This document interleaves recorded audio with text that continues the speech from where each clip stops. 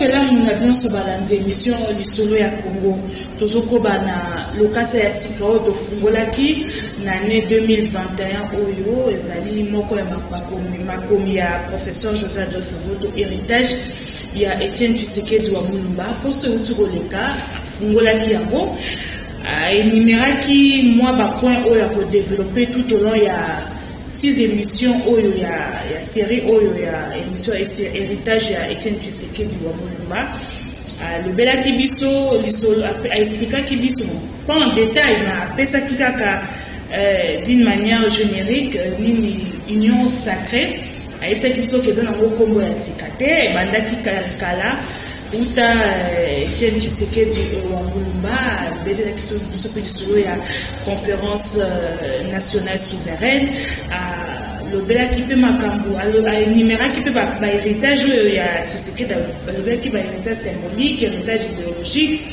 héritage politique. Dans quatre héritage politique abete so lisolo ya 13 parlementaires abete so masolo ya bana oyo baza les enfants légitimes, les enfants égarés, les enfants illégitimes.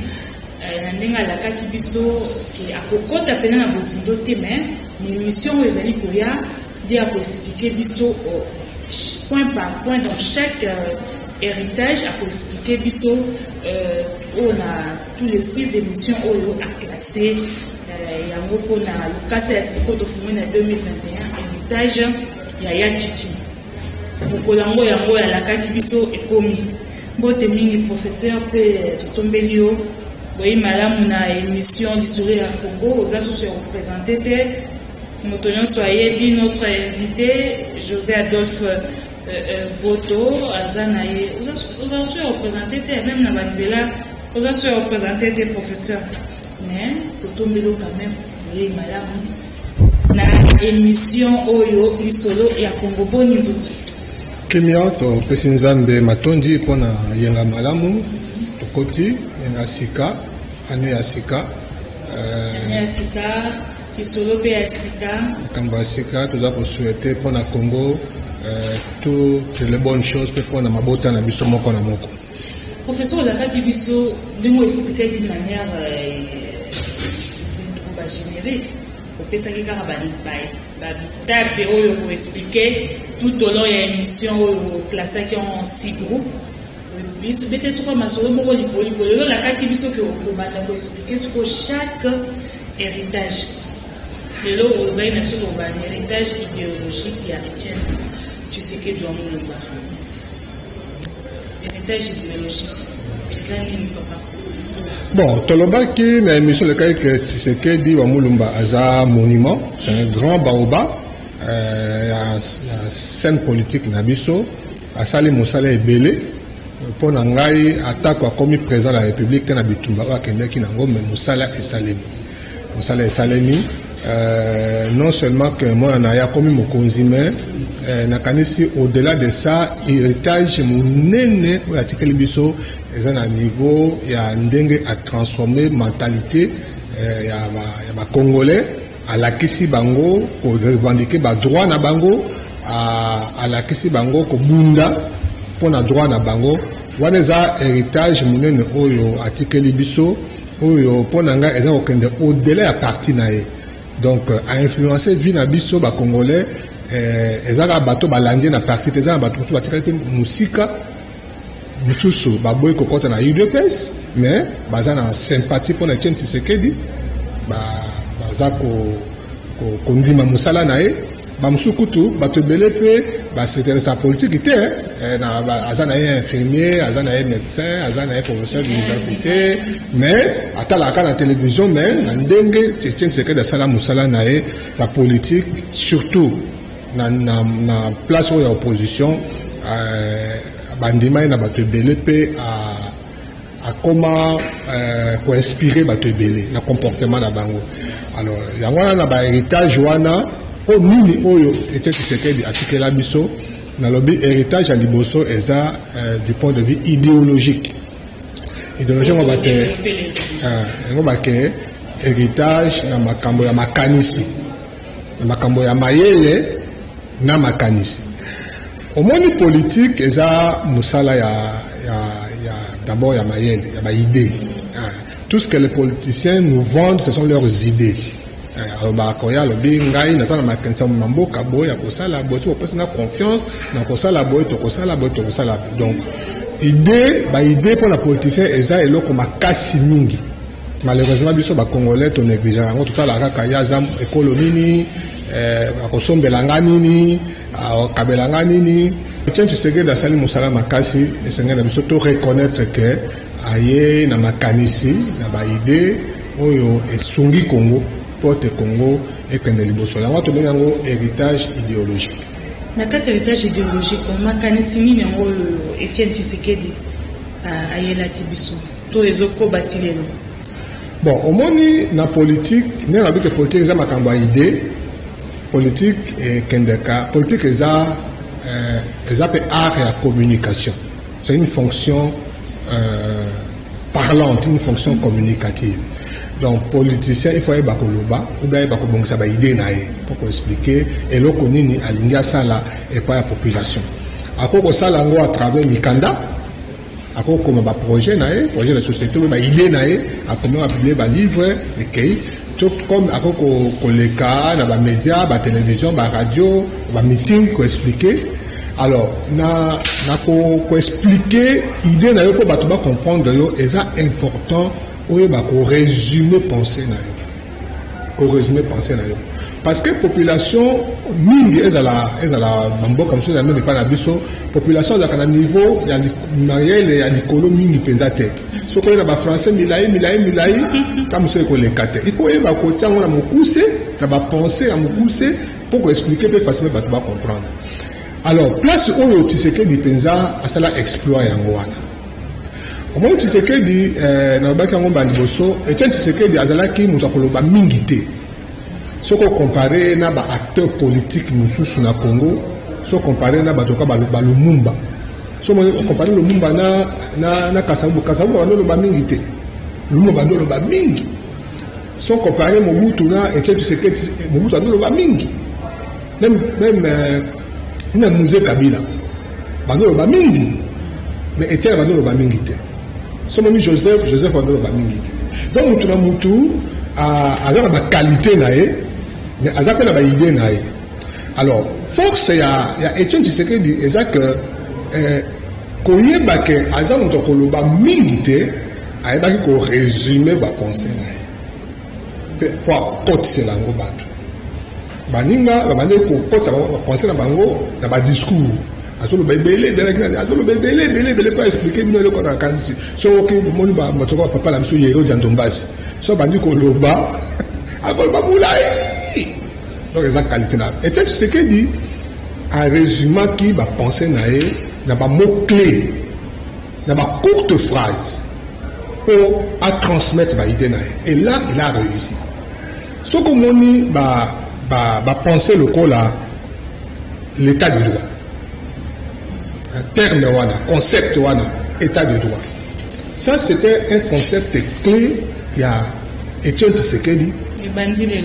Et bien l'autre, quand l'état de droit, ils ont Etienne Tshisekedi, ils ont UDPST, ils ont Félix Tshisekedi. Donc, pendant des années, pendant une trentaine d'années, il a répété ce discours aux oreilles des Congolais. Il nous faut un état de droit. Mobutu ne veut pas établir aux Zaïre un état de droit. Nous nous battons pour établir un état de droit. Ça dit que, à pour démontrer, pour l'accepter que, ndenge Mobutu a dit Nabiso, ils ont yangoté. Ndenge après musée Alandier, alobi aza ko respecter ba droit ya batute ba droit ba congolais ba droit ezebele ba droit ya liberté d'expression ba droit ya soins de santé ba droit ya classe ba droit ebele oyo bato ba congolais eza consacré na kata constitution pouvoir eza en place eza koto sangota le biso. Il faut tous se battre pour tout ça en place, gouvernement où il faut respecter les droits de l'habitation. Et à force de répéter ça, et comme l'habitation est en zéro. Et quand on a mis ce petit de l'autre, même ce qui a accueilli de l'autre, et quand il a en zéro. Sur les qui n'a pas la balle, on m'a m'embêté de l'autre, niveau d'ailleurs, mais au moins, ne message est l'équipe. Message est l'équipe écoute. Moi, on a 18 ans, moi, on a 22 ans. Oui, on a tout tambour, on a tout klaxonné, on a marché sur tout l'état de droit. Ils ont mon salaire, mon maman. Pour que, oui, tu vas t'en la place à Milaïté, bah, Mike, bah, tout, bah, Mikolo, bah, intellectuel, bah, intégrer que, ah, bah, bitumbe, état de droit, et Zalaki, Moussala, Mounene.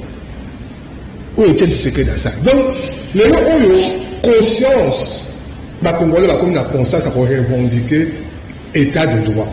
Ça, nous le devons à Etienne Tshisekedi. Donc, c'est un héritage. Moi, je pense que tant UDP, c'est comme ce qu'on a pouvoir. Déjà, mon salaire est Salemaki. UDPS a comme ce qu'on a au Bunda pour l'état de droit. Au Congo, jamais Tshisekedi, Félix Tshisekedi a ça le discours. Ils ont la awa, ils ont la poto, ils ont des étudiants, sans que attendre l'état. Sans attendre l'état de droit, le discours dans le ciel. Il faut aller l'état de droit. Il faut aller l'état de droit. Parce que ils ont un message où l'équipe est côté lié et côté la mission de la Congolais. Et là, on est bossé en moi. Et là, on balai, ils ont montré le peuple d'abord.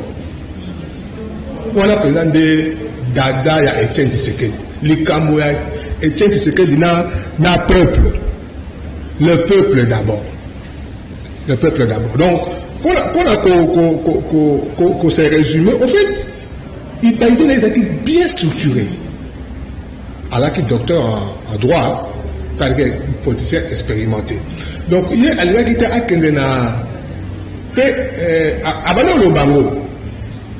Avant le bango de temps en temps, pas nous avec un complot. Avant le baquet, peuple n'a pas suffisamment mature politiquement. Avant le bango.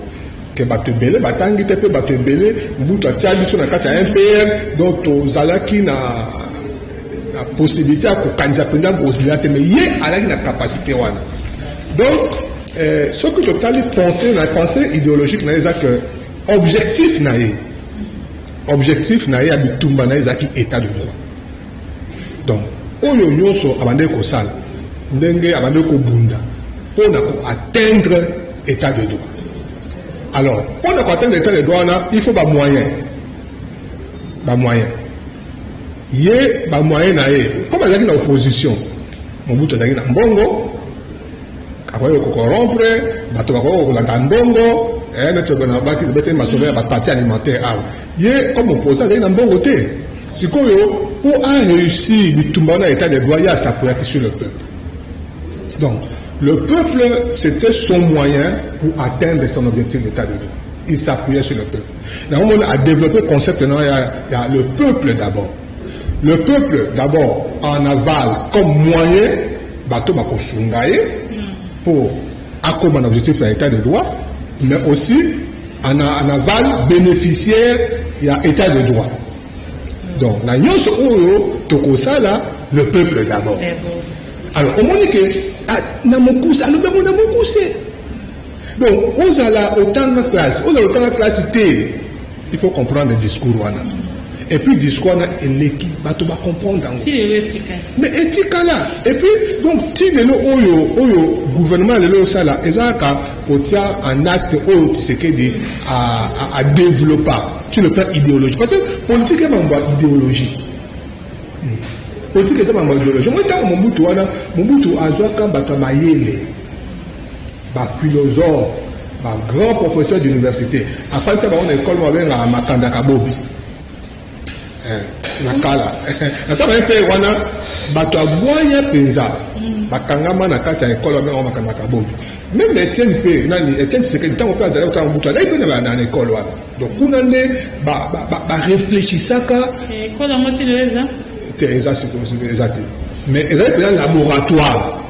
Place où il y a réfléchir, tu as la nini, tu as le discours nini, tu as expliqué la population nini, tu as le wapi, tu as place de il y a un animation politique, tu as déjà pensé dans le laboratoire. Alors, tu sais ce qui est extraordinaire, c'est que Atika n'a pas eu comme Moussala nous soit salaire moko. Pendant que dans un pays qui toute une école makandaka bobi ba expert ba grandes universités ba no sala mais yé na quoi na yé afandi azako bimisa biloko na yé azako bimisa on peut azako travailler à force de le répéter de l'expliquer et bah et kota na mutu abatu donc le peuple on a tu sais que dit apoko le bas discours testant attaque ba combat peuple on a un peuple ça na ko na le ko la na le baloko là donc France mon peuple makambono son peuple au point que avant atteint à contre-temps tellement que allié le bamama peuple mingi tabu sous place au peuple tanté je me rappelle un jour quand on m'a nommé premier ministre bah tous les journalistes sikoyo aux premier ministre programme ya gouvernement na yo ezani alors c'est le gouvernement du peuple. Donc, juste le gouvernement du peuple, c'est le programme du peuple. Donc, c'est vrai qu'il avait foi à son peuple. Il a été pour ça, les locaux sans que ce peuple, ngano sa makambo nyonso na peuple, pe oyo nyonso na kozala eza pona peuple, le peuple d'abord. Ben au moment que les locaux oyo discours wana eleki, peuple pe ayambi yango, peuple pe a incarner yango. Peuple à comprendre yango sikoyo soki makambo esalemi ndenge eza na ndenge ya le peuple d'abord fait peuple a revendiqué le peuple d'abord yango ozomona place oyo lope ekomeli bato bazokamba biso ngambo yango wana c'est-à-dire que Tshisekedi alakisa biso ko revendiquer ba droit na biso alors quel que soit moto akoya il faut tout le monde dans le peuple d'abord donc na lobaki état de droit, ils ont objectif, le peuple d'abord, ils ont moyen oyo, pour utiliser pour avoir un objectif, et en même temps, le peuple on a zappé bénéficiaire, il y a état de droit.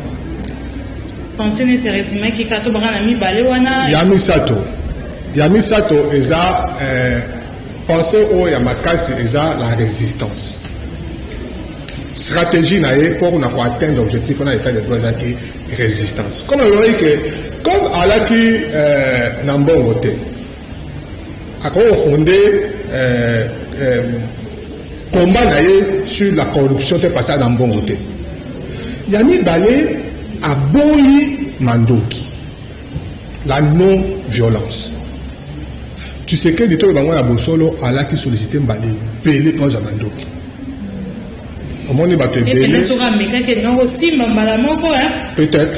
Peut-être, mais ils ont conviction à Moutou. Tu sais que attendre la place avant les Congolais belé. Quand tu la politique avant, ça dit que ils sont capables de comprendre Makambo juste au commun. On se voit comme Makambo par rapport à mapping. Moi, c'est comme compliqué. C'est comme compliqué. Peut-être qu'à l'époque, il y a des Makambola mais est-il que Aboyaki Makambola Mandoki même ils ont la même temps Mobutu Azalaki Mobutu Tumezai Makasi na Mobutu ayo comment tu peux kokangaye kotia na boloko kotinda ye na mboka kokosa le kamokaza liboma tout ça mais ba sollicitation pe bane ko yata Mobutu ko bani ko lemba so ke aza mandoki même tango musée abani bitumba la société qui tient que a ata maboko na bitumba wana mais ba rébellion ebele o yesima ba rébellion mingi o yesima ba société qui tient que notamment RCD pour RCD stratégie ba rwandais zalaki a kozwa RCD zalaki a kozwa ne bazaki musée elongi ya congolais yebani bacha liboso tant simbité na ngebi bazwa pe Étienne bacha liboso mais Étienne aboyaki parce que Étienne pour naé depuis le début na baninga naé bazwaki résolution que bitumba na biso eza ya non violence donc mando quitté alors par contre bazou stratégie na bango eza résistance toko buna mando quitté mais toko résister na autorité établie toko résister toko boya mais non violence au moins IDPS s'est changé mingi. IDPS s'est changé mingi. Lelo oyo bitumba amando kezate na scène politique bitumba pas na est. Mais violence, la scène de violence sur le plan politique, la scène politique, IDPS a mis indexé. Lelo. Maintenant, IDPS balaki victime. Balaki ko s'attaquer na qui que ce soit. Stratégie la Etienne ezalaki résistance to boy. Bolobi to boy. Alors, l'une des grandes stratégies de résistance Etienne Tshisekedi ezalaki ba ville morte. C'est-à-dire que ceux qui sont d'accord dans makambo Mobutu, à ça la terre, afin que l'on a eu comme ça on a coupé. Alors lobby ville morte. Après quand on a poussé, alors lobby bato ba communauté bato que ça la terre ville morte. Qui c'est ça mobimba et fan. Et moi comment ici ko table la mobile. Donc qui c'est ça mobimba bato ba fan na ndako. Mais ils ont toute une stratégie, ça c'est automatique. Donc va développer qui va stratégie na bango, mais ça pour tout ba pune. Vous avez déjà 5 heures, bah qu'elle a ba coin, na ba arrêt de bus, tout ça place, bah tu vas pune pays, tout ça. Tant qu'on dit qu'à moi qu'à pune pays, donc va développer qui stratégie on a il y a résistance pour exprimer mécontentement na bango, sans que basi mamandoki, sans que basi sopa makila. Donc et ça a vraiment marché. Stratégie moussou va développer que ça qui va marcher. Mais marche pensa de temps en temps. Marche pena na meeting. Un meeting. Tant que nous avons un meeting na ya bimi meeting à liboso ça qui pour la UDPS na Pont Gabi, mais au Kangaye, mais de temps en temps abano bima ko ça un meeting. Mais stratégie à ma casse pensa oyo abano ça la mingi zalaki ville morte. Mais ça, voilà vraiment à la qui n'a secret. Professeur, ce qui est une araboya, au commis au bengue monsieur non. C'est bien sûr, le belabiso est est-ce qu'on a vu est-ce à l'obata 8 bon, monsieur non, les Angate, les jeunes Afrique, nous avons un cas monsieur non. Tant oiseau, Bundawana, Mobutu, jeune Afrique, comme ça, article, moi, article célèbre, ça titre nango. Zaï, monsieur non. Tu sais que dit comment donc tu sais que dit pour la Koloba non. Ayebaka. Ce que doit la politique à tirer le bata oui hein. Si, à tirer ça oui. Peut-être de temps en temps. Mais à la qui mutumoko bon, tant par exemple nous que premier ministre les belé une fois pour voter qui mais des autres préfèrent tant bayokani. Bayokani je crois 2 fois, la négociation, Batombutu Baye, Bangbanda, Basololi, Bayokani, le gouvernement, tout ça. Une fois, pour moi, na subir, par exemple, Mathieu, pour moi, na limité, na balabala, il y a un petit canas. Pour, na non, na mutu na biso.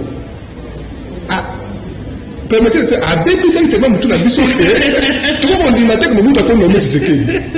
Tout le monde dit nangote. Donc Tshisekedi soit comme premier ministre. À quel cas Mbalamo a fait la Kubacha comme premier ministre Mbalamo Mobutu. Son Mobutu a nommé, c'est-à-dire que Mobutu a consigné. On a Mobutu a besoin de l'écarter. Alors Bayokani Mobutu a nommé Bayokani. Tant que Kanawana Batubaye va quitter. Et puis finalement n'a pas qu'on a Moutouka, tout qu'on a RPNs dans OZP à l'époque, a nommé Tshisekedi premier ministre. Mais comme na Moutou ya Batou, alors là déjà non. Na tongo 5 bateau tondi na limité, bali non, toboy. Quand on vient à mon niveau, alors je n'ai pas été consulté. Je n'ai pas été consulté. Aux hommes, donc, tous les gens non. L'autre fois, m'a nommé Premier ministre. M'a nommé Premier ministre, m'a sali ordonnance, projet, je crois que c'était un projet à ordonnance ou projet à accord. où il fallait assigner comme ça même il s'oral la part de opposition il a signé comme il est leader opposition peut pouvoir signer et puis nommer comme ça que les boss mais les textes on dit qu'à juriste mais les textes à Tanguy et là il y a un paragraphe moko oyo à ce là il a voté mais pendant la négociation il aurait fallu peut-être aboya tout donc c'est la bango azui papier abuffé paragraphe abuffé paragraphe après à signer et communiquant sikoyo omoni Mobutu pe azali na pouvoir na ye tout ça amane pe jouer sur image na ye sikoyo et comme ça que le bonde na ye na butu ba bongisa paragraphe wana pour assigner abeli osomona ngwana to yemo azamu benga ke aza opposition radicale. C'est-à-dire que négociation exacte. Négociation exacte. Vous savez, on jeune Afrique à tali évolution, les jeunes Afrique dans Makambo, abino ça c'est monsieur non. Aboya Makambo. Il dit que de temps en temps on doit faire un bango, on est peu au solo là. Oui, bezalaki. Oui, ezalaki. Et mingi monsieur non. Mais c'est mingi non. Parce que à la limite même pouvoir il est difficile à maîtriser. Même si on négocie, on dit que l'obité presque à la bino. Donc, il est resté constant dans la revendication. Et même temps, on a créé un musée, elle est candémo. Donc, malgré le musée qui n'a pas rwandais, ça c'est tout ça, mais à Bangakité, accueil, déjà musée ailleurs. Musée local la conférence nationale mais bateau dans la partie politique bah évolué quand même na Congo avant que musée na surtout na Kinshasa la partie politique elle ko fonctionner tout ça donc musée a kangi ba biloko na nyonso et donc liboso musée na allié na ye ba changer constitution ba bonne constitution ba ndo sala wana ba sali décret à sika o mboko tamba. Ce qu'on a déconné, c'est le Premier ministre Azate. Alors que on a l'espoir que. Quand il y a Tshisekedi. Quand Tshisekedi, la population a l'espoir que Ndenge Mouzaye, Basangana, ya Chichi, Bakonomé Chichi, Premier ministre, et puis Basangana, Kinshasa, Afdel, Bakambaboka. Ce que le Premier ministre a posé la tête. Malgré ça, nous avons quand même fort à que le côté il y a Chichi, c'est fort dans la musée. Il y a Banaki. Sur la Mambo, quand nous sommes jeunes soldats, jeunes politiciens, jeunes loups, il y a Afdel, il y a musée, il y a Pékissier à Kota. Pékissier à Kota. Après, il y a béni, sa déclaration de la presse a dit na moni bilonga batumo kuna ba jeune mom na bi na bango bangote ba pelisi na mona ndeko nanga pour to solo ba source musudo ba ken même musée moko déjà avant sentir que ndenge to que makambo sa malonga te na besoin poids pe ya chichi abanoti na ba ya chichi na butu pour à tel élément à revendiquer. Vous savez pas comment sortir déjà et tôt. Mais tant il y a qui Zoya, entourage à musée Batieka. Alors cette déclaration, alors à partir de Bitumba bandé de sous-souti, place Bakenda au Kangaé, on dirait la tanga Mobutu, Kozong Sae Namboka, qu'on peut se battre tracteur, que nos Katabilanga, tout ça, mais malgré tout ça. À l'endroit du Tumbati à combattre la résistance. C'est vraiment tout un parcours. Il y a combattant, Vini Mobimba, il y a Chichi Abundi, Tina Souka. Abundi, moi je suis de ceux qui croient que Bitumbanae et Bitumba Moko Noble et Boti Mouma, Batomoso Azolo Bake a comme présidente, moi je crois que les aïe destin nae, destin à Batunyoso, Ezak à Ndenge Mokote. Bato ebele na mokili ope bato mingi oyo bakoma penza likolo te mais baza grand. Donc il a été grand na position na ye wana et nzambe pe asali que quand même moi na ya kitana na pouvoir na ye. Je crois que il a joué son rôle dans la scène politique, mais à tout ça, l'article de son héritage, et Kolanda, la génération na Congo, revendication à droit, résistance, sur ma Cambodge, pour la montée. Professeur Okomi Tshisekedi n'est pas le père de la démocratie. Oui, na mosala nyonso oyo bato mingi balobi que baza koloba ke ya Chichi Etienne Tshisekedi c'est le père de la démocratie congolaise. Moi personnellement en tant que scientifique nazoba ke eza correcte parce que on mboka oyo ebotamaka République démocratique du Congo en 1960. Yango moni tango musée aye tant Mobutu a eu en 65, je crois 67, a changé comme Mboka, a Tchango Zaï. Mais tant que nous avons une République démocratique du Congo. Pourquoi? Parce que les Alaki qui Congo et Mboka, nous sommes les donc, comme on a la République démocratique du Congo, ils ont été sécurité démocratique. Pourquoi? Parce que déjà en 60, tu as expérimenté l'État qui démocratie. Ce qui tu as un président Kasavubu. Il a été élu démocratiquement. Démocratie, c'est que pouvoir oyo population a voté battu. Démocratie. Alors, dans 60, tant que déjà en janvier, la table ronde, tant que à Bruxelles, que l'indépendance européenne en 1960, anticiper qu'il y a élection. Et ça m'a qui peut-être pays en tout cas, et ça m'a qui n'a pas entité dans ma ville, dans ma commune belé pour avoir député. Parce que à député on a voté qui Kasavubu président de la République. Kasavubu a été élu démocratiquement président de la République. Lumumba aussi a été élu démocratiquement premier ministre. Donc démocratie na Congo est bandit na Mobutu té. Démocratie et banane dans non, là tu sais dans Mobutu après. Donc démocratie banane dans 60 avec la perte de l'indépendance. Donc on tout bien la perte de l'indépendance, on peut on a tout bien la perte de la démocratie. Peut on négocier qui système démocratique na Bruxelles peut bailler ba bandi yango. Tant que Mobutu a eu pouvoir de abolir démocratie. C'est ce moment. Tant que Mobutu a eu pouvoir avec la démocratie, avec les partis politiques qui ont passé, tant que la démocratie, c'est un parti politique, on va dire pour la bataille.